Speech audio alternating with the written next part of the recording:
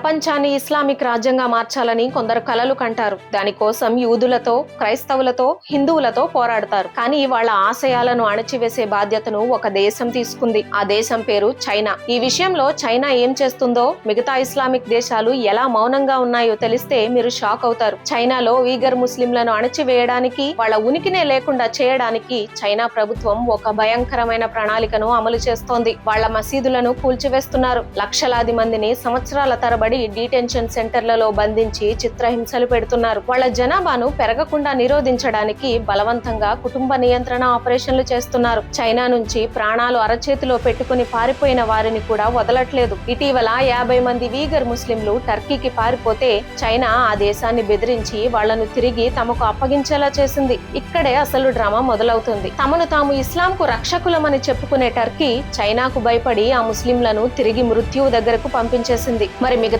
57 Islamic దేశాలు?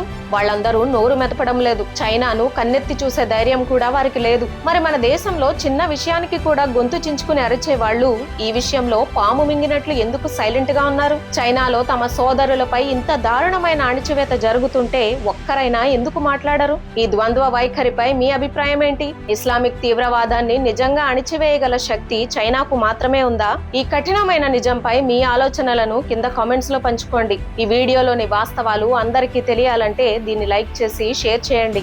జై హింద్.